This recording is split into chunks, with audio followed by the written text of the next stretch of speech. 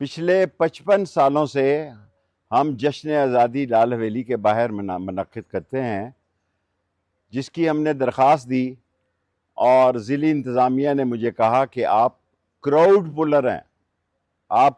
Polar ہیں، اس لیے جو چاہے وہ جلسہ کرے لیکن آپ جلسہ نہیں کر سکتے۔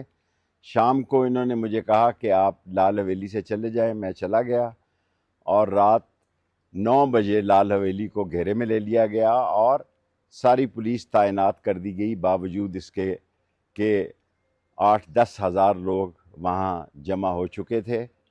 لیکن اس سے بھی میں اہم بات کرنا چاہتا ہوں کہ پاکستان کی تاریخ میں پہلی دفعہ قابل احترام جسٹس جہانگیری صاحب نے ایک عظیم فیصلہ دیا کہ جو کیس جس شہر اور جس تھانے میں ہو، جس علاقے میں ہو، پرچہ وہیں دیا جا سکتا ہے۔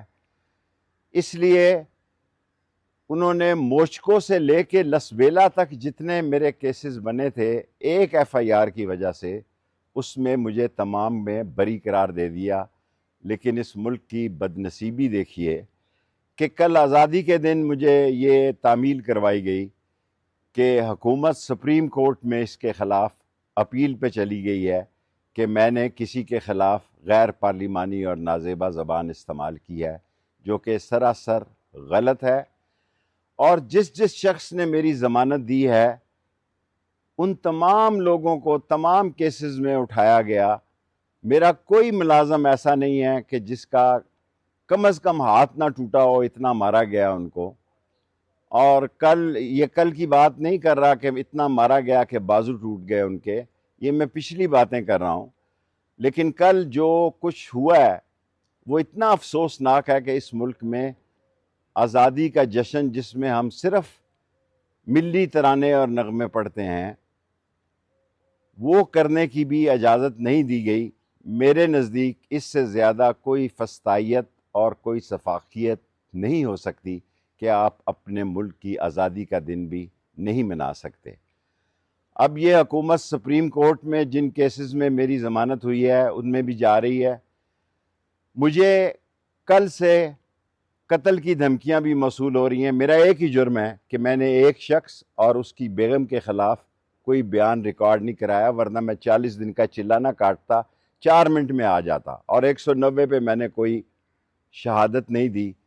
صرف اتنا میرا جرم ہے۔ میں ملک سے باہر تھا، لیکن اس کے باوجود تمام محکموں نے ہائی کورٹ میں بیان دیا، چیف سیکرٹری نے دیا، کہ ایف آئی اے نے دیا، نیب نے دیا کہ اس کے خلاف ہمارے پاس کوئی کیس نہیں ہے۔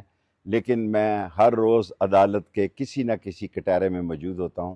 میں قوم کے سامنے ایک بات رکھنا چاہتا ہوں۔ پہلے ہی میرے 4 دوست شہید ہو چکے ہیں جو میرے ساتھ تھے مختلف واقعات میں، اور اسی قسم کی کالیں مجھے موصول ہو رہی ہیں۔ میں حق سچ پہ ڈٹا ہوں، میں نسلی ہوں، اصلی ہوں، دوستی قبر کی دیواروں تک نبھاتا ہوں۔ باقی میری اپنی ایک چھوٹی سی پارٹی ہے، میں کسی کی پالیسیوں کے بارے میں کوئی تبصرہ نہیں کرنا چاہتا۔ صرف ایک بات کہنا چاہتا ہوں کہ آپ کا وقت، حکومت کو کہنا چاہتا ہوں، پورا ہو چکا ہے۔ آپ اپنا سامان باندھیں، آپ نفرت کے نشان بن چکے ہیں۔ جہاں آپ کی تصویر لگتی ہے، اس تصویر کے ساتھ جو حشر ہوتا ہے، اگر آپ بغیر سیکیورٹی کے نکلیں تو آپ کو پتہ لگے کہ آپ کتنے مقبول ہیں۔ میں متعلقہ اداروں سے یہ کہنا چاہتا ہوں کہ ان سارے معاملات کا نوٹس لیا جائے۔